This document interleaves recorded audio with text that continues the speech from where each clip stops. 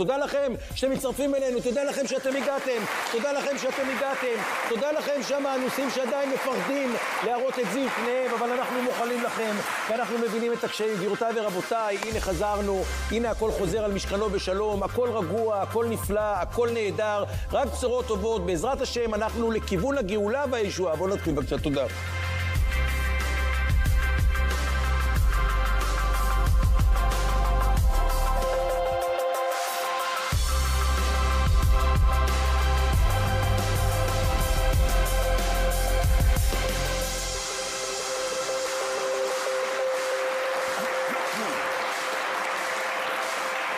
אוקיי, איך אנחנו אומרים? בואו נציג את הפאנל. בכיסא של יותם זמרי יושב מי אם לא, יותם זמרי! וואו, כאילו לא עזבת. מה קורה? בסדר, מה העניין? איך היה? היה כיף, היה משמעותי, היה יפה. הייתי עם ארגון חסד שקוראים לו מנוחה וישועה של תורם למשפחות שכולות. ואם אתה לא, וגם כשזוג נפרד צריך איזה שבוע בנפרד, כזה, אתה יודע, רחוק. מי נפרד? איך אתה עם ביבי? ביבי? בעזרת השם, אל תדאג, הכל יהיה בסדר. טוב, אני רק לא רוצה להלחיץ, כי פשוט היה לי איזה אירוע, הייתי במיון היום כמה... אני רואה שהאצבע שלך... כן, זהו, אני אומר, האחרון שהגיע ככה לפטריוטים, קראו לו אלדד יניב. בלי לחץ. מה קרה? מה קרה? גם אלדד לא רוצה לספר. נכון. יש פה מישהו שמתנקל. בקרוב אפרסם ספר עם שמות, רק שתי. טוב, תכף אני אספר גם, פגשתי את סשה טרופנוב שם בכינוס השלוחים, תכף אני אספר לכם. הוא ביקש למסור מסר לאומה, כי פה אנשים מוסרים מסר לאומה. זה לא כמו בערוצי התבלה שאנשים לא מוסרים מסר לאומה. גבירותיי ורבותיי, בכיסו של איתמר פליישמן, יושב הערב, איתמר פליישמן. לא הבנתי. דבר ראשון, ברוכה שווה הביתה. אני עכשיו אמור להגיד משהו אחרי שאמרת שיהיה מסר לאומה מסשה טרופנוב. כאילו יש משמעות בכלל למה שאני יוצאים מהפה שלי. עכשיו תתקדם, עדיף להראות את סשה טרופנוב. יפה, תודה איתמר. ועכשיו אנחנו עוברים לפרופסור. כן, אנחנו החלטנו שבכל תוכנית יהיה לנו לפחות פרופסור אחד. הערב נמצא איתנו משה כהן אליה. מה, היום יש שני פרופסורים. יש גם את זמרי. סליחה. תשמע, היה חסר, אני רוצה לעדכן אותך בכמה התפתחויות בזמן שלא היית פה סביב השכנים שלי. כן. כן?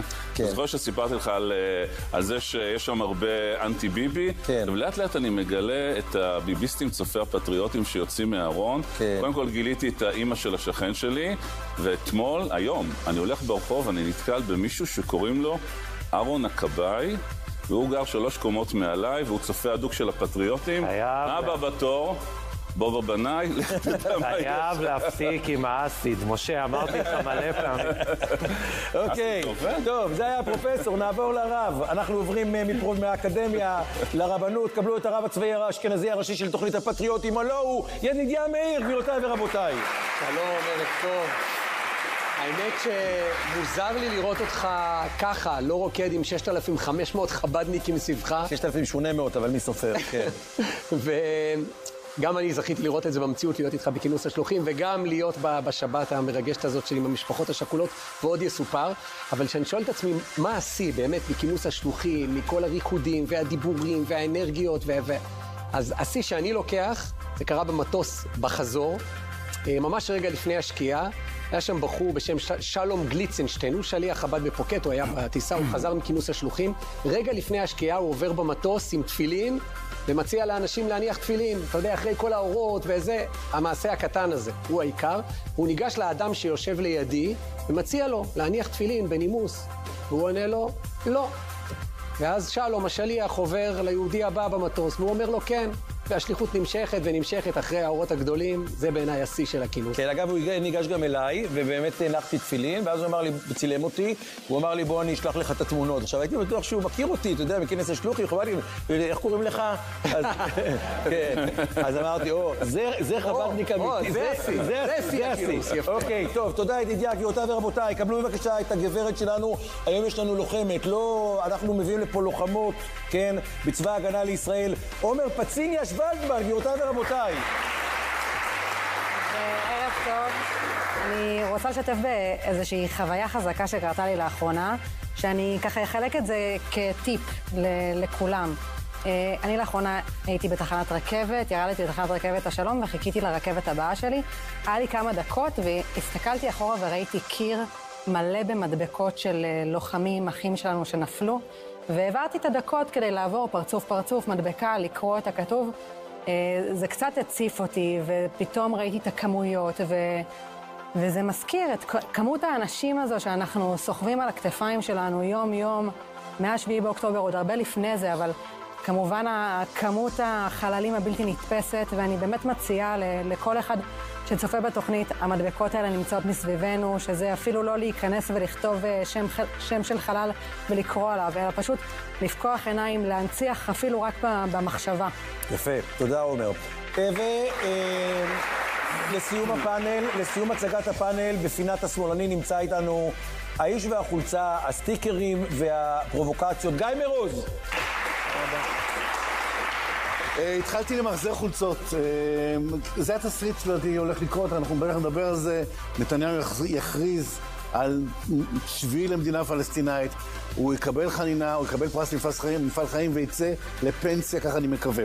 אני רוצה להגיד שיש פה עוד מישהו בפאנל, אגב, שהפתיע אותי מאוד, שלשום, אני לא אגיד את שמו, חבר בכיר בפאנל, שגם הוא בעד מדינה פלסטינית, והוא לא אומר את זה פה בשידור.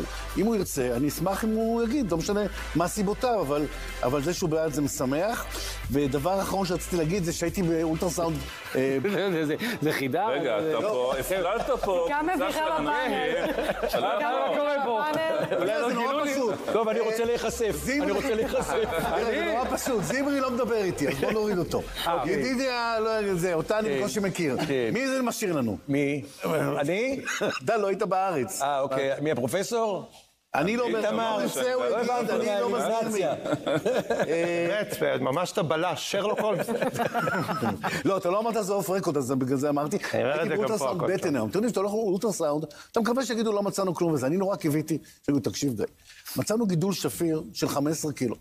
וברגע שנוריד הכל יסתדר, אתה יכול להפסיק את הדיאטה הנוראית שאני רק משמין בה מיום ליום. כן. אבל לא מצאו כלום. הבנתי. אבל תכף אנחנו נדבר על הדברים היותר. אני שמח לשמוע. גיא מרוז, תודה רבה על הדברים הנוקבים האלה, החשובים האלה. עכשיו אמרתי לכם שפגשתי את סשה טרופנוב שהיה בשבי. כמה ימים? איזה 500 יום לדעתי הוא היה בשבי, ובכנס השלוחים של חב"ד הוא היה שם, והוא אמר לי, תשמע, אני רוצה שתמסור מסר, אני רוצה שתגיע לתוכנית, תמסור בבקשה מסר, והמסר שלו הוא היה קצר ופשוט, הוא אמר, אנחנו צריכים קודם כל להודות להשם שהוציא אותנו משם, ואנחנו צריכים, והוא מבקש מעם ישראל, לתת לאנשים שחזרו משם את הזמן להירפא, גם פיזית וגם נפשית. כלומר, האנשים האלה עוברים תהליכים מורכבים מאוד וקשים מאוד, הם הרבה מופיעים והרבה עושים רעיונות, וגם אנחנו מראיינים. אגב, בר קופרשטיין אמור היה להיות פה הערב, אבל בסוף הקדימו לו את הטיסה, הוא גם טס לארצות הברית, אבל